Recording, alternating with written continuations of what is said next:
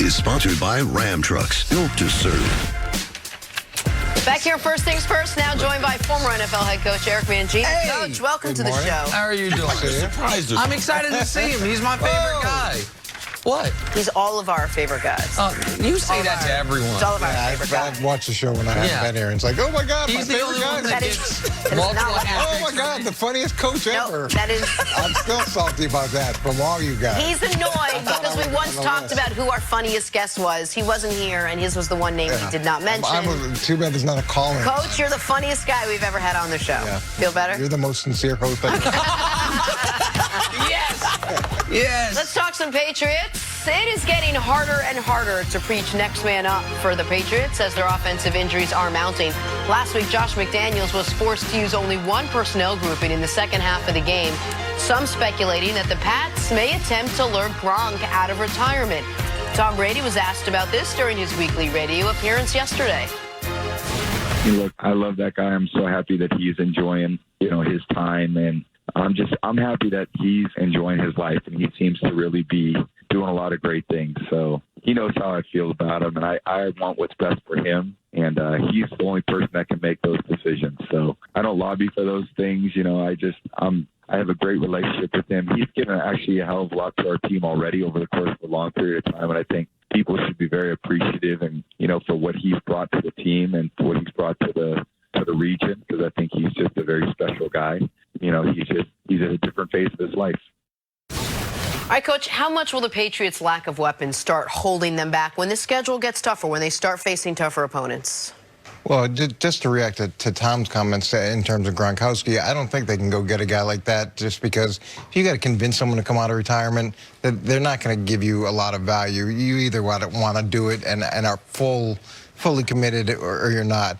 But this is an issue, and I think the issue is on the offensive line. And as good as Dante Scarnecchia is, it's hard when you're on your fourth left tackle. Figure they've been through, it was a Nate Soldier, then Trent Brown, then Isaiah Wynn. Now they're on Marshall Newhouse. They're on their second center. They lost Mike Devlin, the tight end.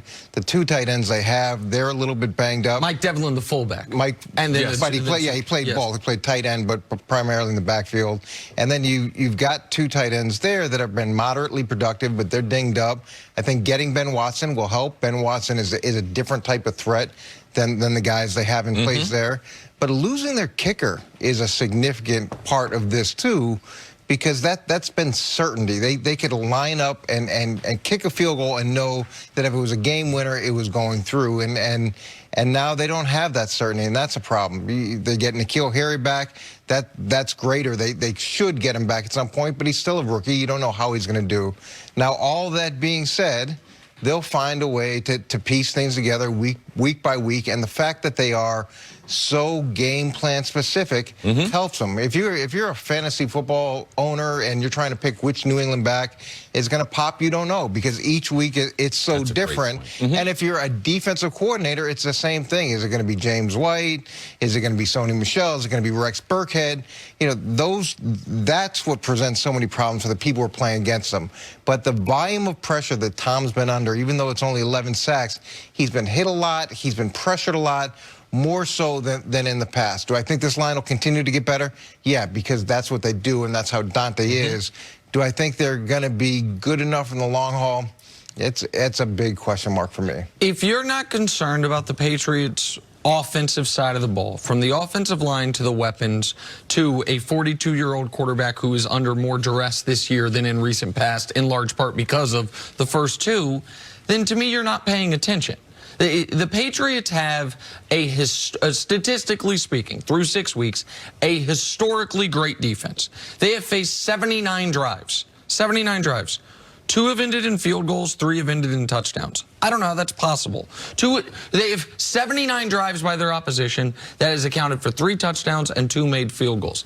The defense right now is putting the offense in the best position possible, and the offense still is not producing at an elite level. That's the other part of this. How much of a benefit do the Patriots have by how many 3-and-outs the defense is forcing, all the turnovers, all the short fields, and the fact that the opposition has to take more chances defensively because you're playing playing from behind almost always. In every game except the Buffalo game and the Giants game, you were behind by 2 scores for essentially the entirety of the second half.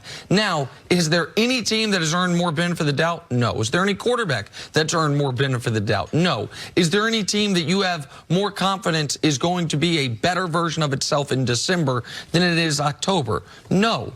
But the reinforcements aren't coming.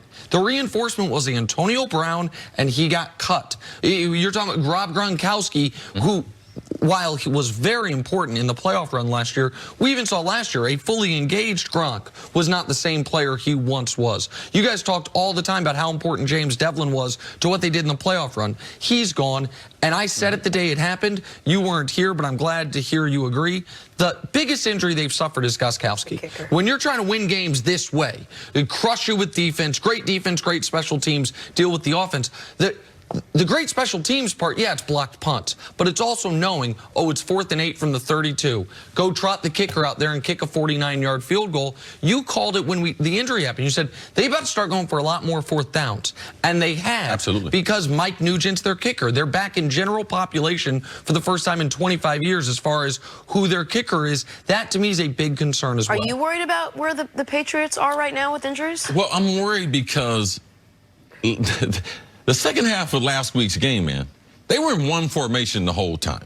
And the tight end was limping across like the bicentennial soldier. Like when he was going in motion, I was like, why don't they just line him up, coach? They kept moving him in motion. He could barely run and everything. I was like, well, why don't they just blitz him? Because that guy, he can't run at all.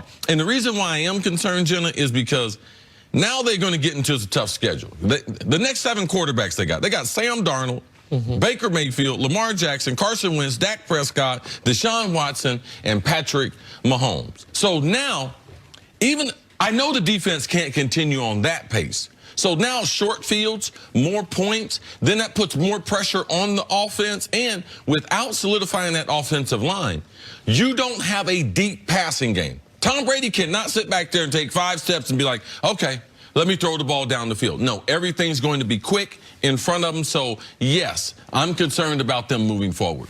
When you look at this, there are some reinforcements coming. I think Ben Watson does upgrade him, and I think if they do get N'Keal Harry back, I think that upgrades him as well. And defensively, I understand the pace that they're on, but I would wonder where those 6 offenses rank historically, because it's not like they've been pressed by those offenses in any one of those games, or the quarterback play's been exceptional. So I don't want to take anything away from it, but I'd like to put that into a little bit of a context.